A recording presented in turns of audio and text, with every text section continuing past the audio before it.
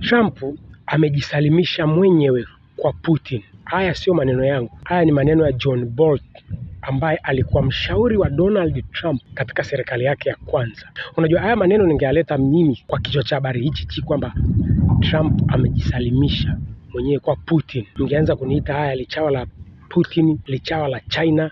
Kuna maneno kibao mnanitukana kwenye comment, lichawa la China na Russia.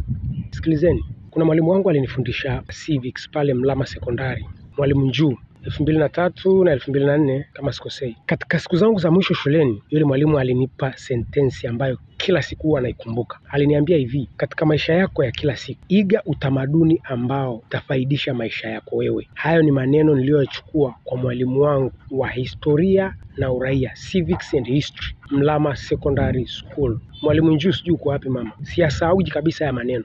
Kwa hiyo ninavyokuja hapa kwenye channel kuisifia Russia na China, siwasifii kwamba twende kwao tukasarende. No. Kuna Mkenya mmoja anawasiliana na mimi kwenye WhatsApp, ana hasira kweli kweli. Yaani huyu jamaa anatamani hata anitafune. Especially kwenye video yangu ya mwisho ya kumkosoa Bobi Wine kwa dharau zake. Anapenda kuniambia, kwa nini unasifia wa China na wa Russia na unawakandia wa Western? Utamaduni wa Russia na China unamprioritize raia kwanza. Utamaduni wa Marekani na Western in short una prioritize capitalist. Capitalist analindwa akunyonye na kufanya anavyotaka. Lakini utamaduni wa Russia na China, raia analindwa kwa sababu raia ndio injini ya uchumi. Turudi kwa aliyosema John Bolton. Iko wazi aliyesarenda ni Trump wala sio Putin. Ili kukuthibitishia kwamba Putin haja surrender. Wakati jana Putin anaongea na Trump kwenye simu, bado alikuwa anaupiga mji wa Kiev, na mpaka Trump alitoa hiyo mrejesho kwamba people are dying, Russia is still pondering Kiev. Today a couple of people have died. Anakiri kabisa bwana mkubwa Putin anaendelea kuipiga Kiev. Imagine Trump bado anamtongoza Putin kwenye negotiation, lakini Mrusi anaendelea kuipiga Ukraine. Kwa ni nani anayeomba msamaha kwa mwingine? Alianzisha huo mgomvi nani? Sio Zelensky. Zelensky alishikwa kichwa. Zelensky alishakubali kwamba bwana mkubwa, mimi nishakubaliana na wewe, siendi NATO.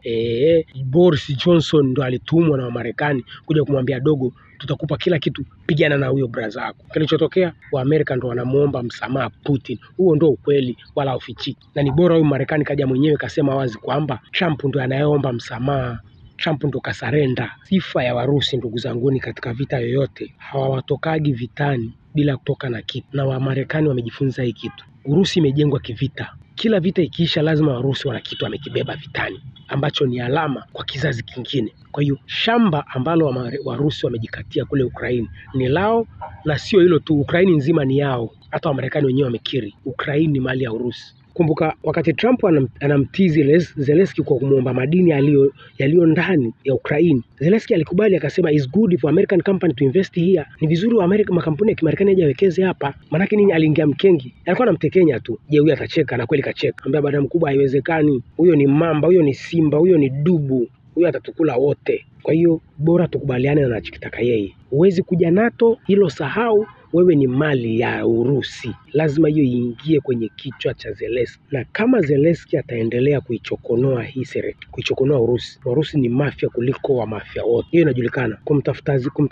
Zelensky ili wammalize. Na hilo mimi naamini lazima ni kazi ya intelligence ya Warusi. Baada hizi negotiation kumalizika na amani karudi, Warusi ninavyojua lazima Zelensky atawindwa, tafunwe kabisa, ili zile elementi zake za ushetani zisibaki ndani ya Ukraine. I'm telling you, Warusi hawezi kumalizana na Zelensky vivi kwa mdomo. No, bado atawindwa tu. Hao ndo Warusi. Katafute historia yao. Historia yao inaanza kuanzia mwaka 800. Putin alitoa mwenyewe kwa Takakasan. Historia ya Urusi inaanza mwaka 1100 ngapi kama wa Marekani. Mwaka 1100 ngapi alifika sijui Colombia, sijui explorer nani. Kwa Putin alitoa historia ya Urusi inaanza mwaka 1800 na inaanza mwaka 1800. Kabla hata dunia haijaanza kusoma 1000, Russia ishaanza kujengwa. Wewe unafikiri mtu ambaye anajua historia yake kwa style hiyo unaweza kumshinda kirahisi? And you need to kill all Russians to get the Russian country. Kwa Marekani wanajua hilo.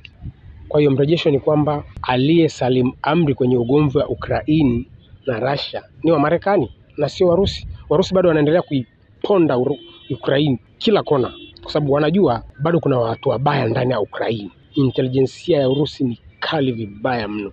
Siwezi kusema ni kali, ni nyepesi, kwa sababu ndani ya Ukraine kuna watu wanaisupport Urusi. vita imekuwa ya hasara sana kwa Marekani. Trump mwenyewe anakiri wamepata hasara sana. Msikilize Trump kwenye hichi kipande akikiri hii vita ilikuwa sio ya kupiganwa, wamepata hasara tupu.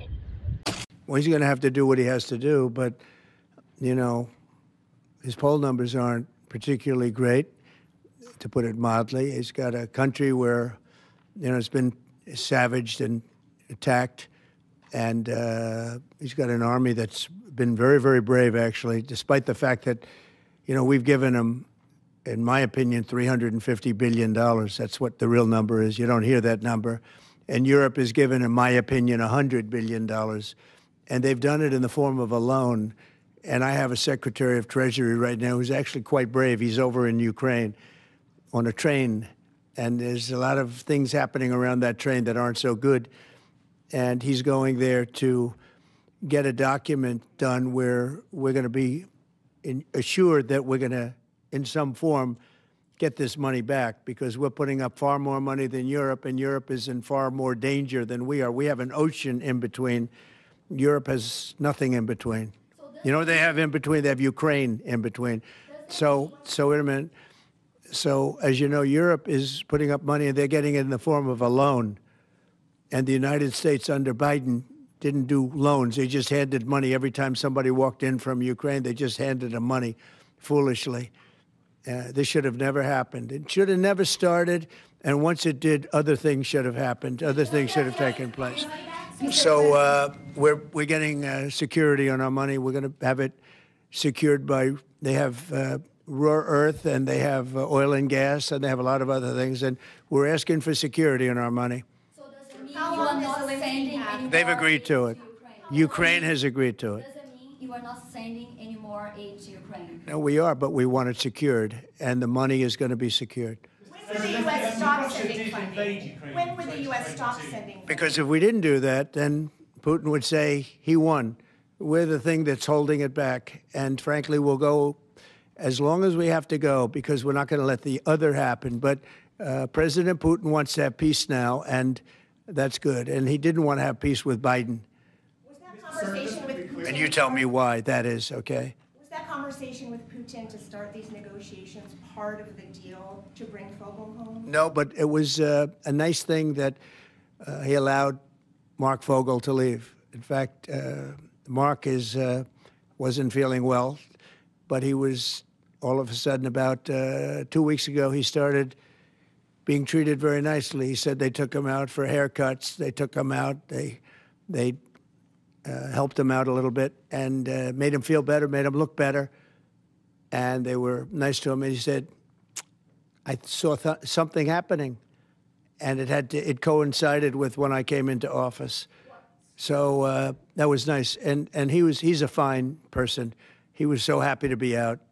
He was there for 3.5 years plus, and he shouldn't have been there at all. They should have had him out much faster than that. Wait, go ahead, please. Sorry, sir, just to be clear, do you see any future in which Ukraine returns to its pre-2014 borders? Well, I think Pete said today that that's unlikely, right? It certainly would seem to be unlikely. They took a lot of land, and they fought for that land, and they lost a lot of soldiers. But it would just seem to me, and I'm not making an opinion on it, but I've read a lot on it, and a lot of people think that that's unlikely. Some of it will come back. I think some of it will come back. Yeah, some of that land will come back. Who are you with? Me. Yeah. AFPs. You who? AFP, Agence France Presse. Okay. I just wanted to ask you, the things that the Secretary of Defense was talking about, the 2014 borders and the lack of NATO membership. Ultimately, these are both demands that Russia has made in the past. Is there not a danger of handing Russia a kind of win on this? Well, I think that if you look at the war, the way the war is going, you'll have to make your own determination. I'm just here to try and get peace. I don't care so much about anything other than I want to stop having millions of people killed. Last night, you know, Kiev got hit very, very hard. I want to see people stop getting killed. That war is ridiculous. It should have never happened, and it would have never happened. Yeah, a couple of more questions. Are you planning to sign? Elimika, usiwe msomi.